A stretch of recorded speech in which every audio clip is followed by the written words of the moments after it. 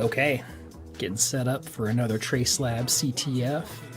First things first, workspace. Lighting set to Elite Haxor. Multiple screens, a must. Beverages, snacks, necessary. Okay, I think we're all set. Time to get logged into our sock puppet accounts. LinkedIn, good to go. Twitter, good. Instagram, check. Just need to get logged into Facebook and we should be good to go. Motherfuck. We got a burn notice on you. You're blacklisted. When you're burned, you've got nothing. Okay, now you've got like 5 minutes to get a new Facebook burner set up. You better get to it. m.facebook.com, set up a new email address, and hope for the best.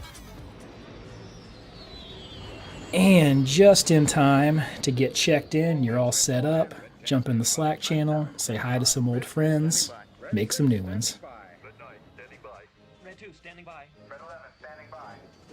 Okay, it's go time. Time to flip the on switch and get this thing started. Hold on to your butts.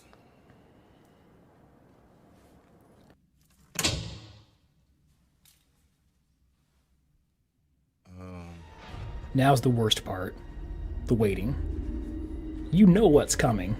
You've heard the stories, but there aren't any flags yet. Where are they? Is something wrong? Is my internet not working? Wait, here it comes.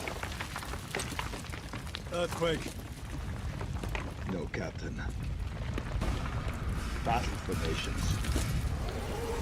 And just like that, all hell breaks loose. And flags coming in, Slack channels going crazy. Oh my god, how is this all happening so fast? How am I going to handle this? What am I supposed to do? Why won't Slack stop beeping at me? Oh my god.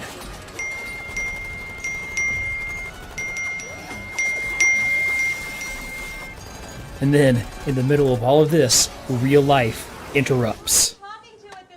I am having a civil fucking conversation with a friend of mine, mother. And then you're back to it. There will be technical difficulties. Things that no one could have planned for, and the platform doing things we never thought it could do. They told me they fixed it. It's okay though. Some experts on the back end will slap a hot fix on it, and we're back in business.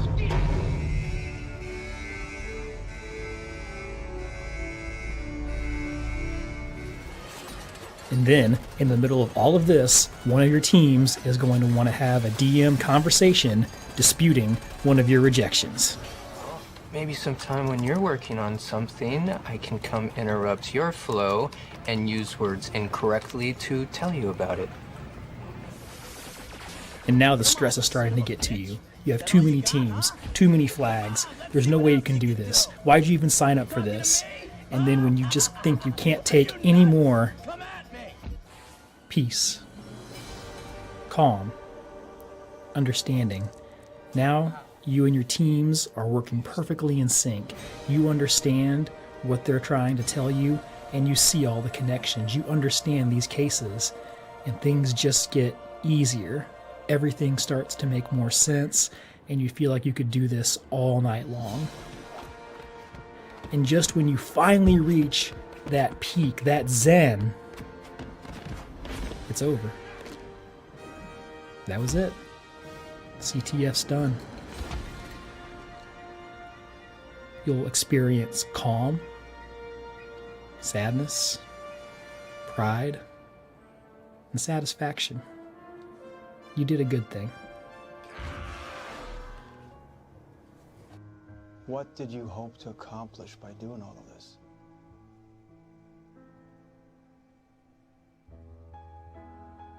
I don't know.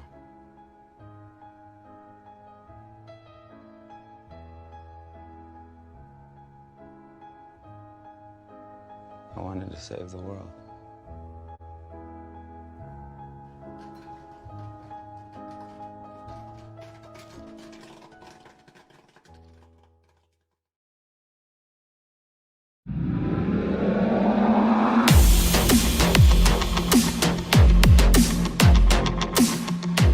So this is an inaugural event for SANS, and I'm hoping one that's going to be repeated many, many times, because it marries up two very important pieces. It marries up SANS' very talented, very technical students, along with the mission from a nonprofit in Canada named Trace Labs.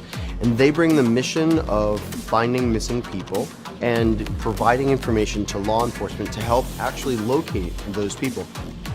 So we chose to partner with SANS because really they have access to this unique cyber talent pool where they're training up on the spot at these events. So to be able to gather a lot of the professionals at the courses here this week into this CTF event at the end of the day when they're all trained up, it's really a unique opportunity to leverage their talents and kind of use OSINT for good. Just having the opportunity to kind of give back in such a thoughtful and profound way to really impact and hopefully recover a victim. We had the registration fill up immediately. It's been overwhelming almost, the positivity from the students of hey, I'm really excited about being able to do this, to give back, but also to test out skills and to see what they can find to help something greater than themselves. The work that we're doing with Trace Labs is important for the greater good. Everyone, whenever they hear the term hacker, they get very scared and they start to pull back. We want to change that stigma and show that we're using OSINT for good. SANS is so proud to be able to support Trace Labs and this initiative for the Missing Person Capture the Flag event. As a retired FBI agent, it's heartening to know that we're able to kind of give back to the community.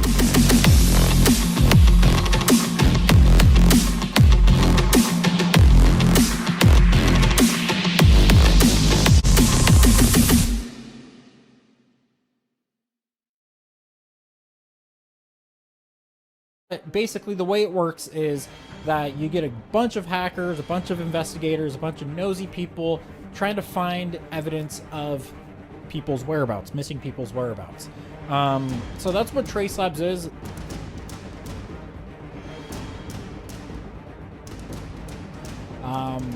And you basically try to find as much information about these missing people as possible. And what happens is once all of this information is submitted into the CTF, judges review it and all that, and they actually hand it over to law enforcement where they can take that information and then act upon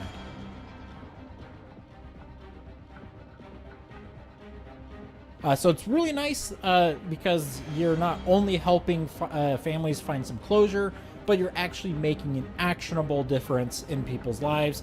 And so yeah, so why should you do Trace Labs? I mean, outside of the obvious that you're helping find missing people, you're helping out some law enforcement agencies that just don't have the resources to work on some of these cases. So by doing Trace Labs, by these law enforcement agencies doing Trace Labs, they're basically crowdsourcing their intelligence gathering efforts, and it's just a win-win. You learn stuff, you help out law enforcement, you help out families. The initial strategy is just get a bit mad and just try and get as much as I can into one space and just dump it in there, and then just pivot from there. I think it's the difference between just Googling and actually being a skilled OSINT is in the pivoting.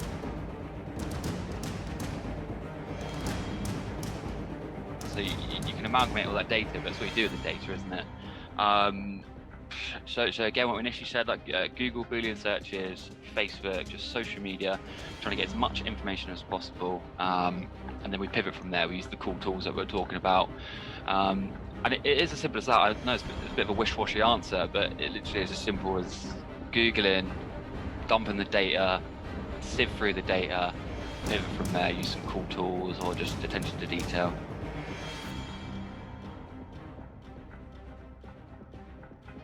The difference with Trace Labs, I think, because there's such a limited amount of time, as Aaron said, it's a little bit, once you get it, you're like, okay, which one, who's doing who, and kind of once you get past that, and you're focusing on one subject that you're going to do for the, say, the first part, then reading through the missing person file, what information's given there. So if there's like a photo, then kind of maybe a reverse image search in that to find kind of connected profiles, or just running the name search. And I know in Trace Labs, anything that comes from media isn't a submission, but I do like to read through that sometimes to get the background, because usually if when the person goes missing, it usually retraces their steps a few days before, what work's already been done, so you kind of get an overview of where the case is at to where it reached Trace Labs. So kind of getting to know the subject, and it depends if it's a young person,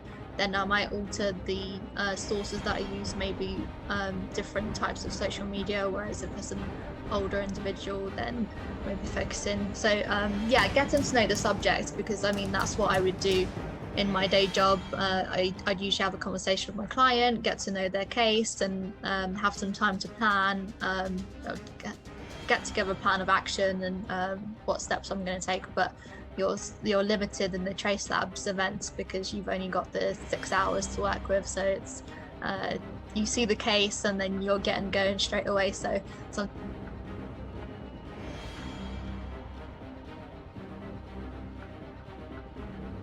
But for my strategy, I've learned to start with Google or a basic search engine, because nothing's more frustrating than spending like 30 minutes looking for something and then you find it and write it down, and then later you discover it was on the second page of just Google searching the person's name.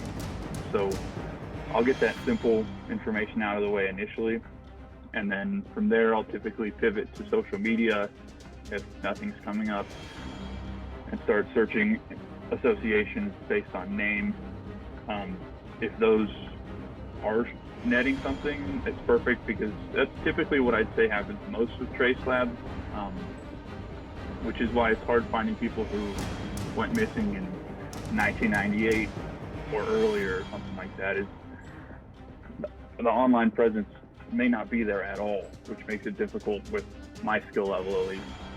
And then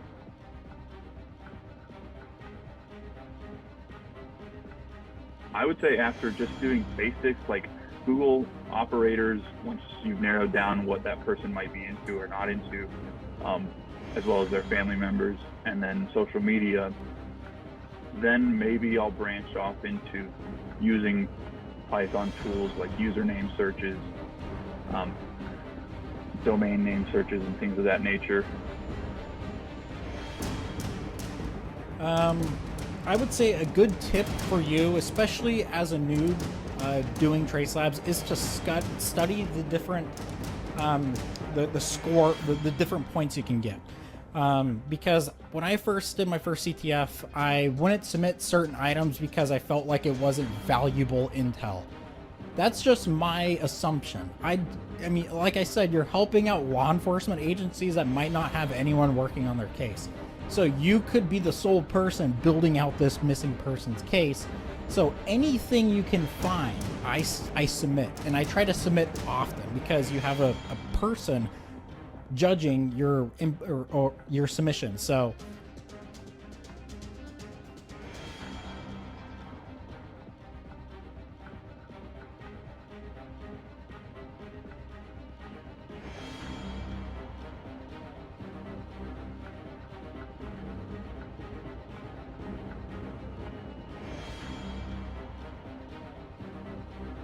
yeah, so I would encourage you to read write-ups and definitely seek out like mental counsel if you need to, especially afterwards. I think they do mention like some people you can chat with after the CTF is over, because you do come across them sometimes.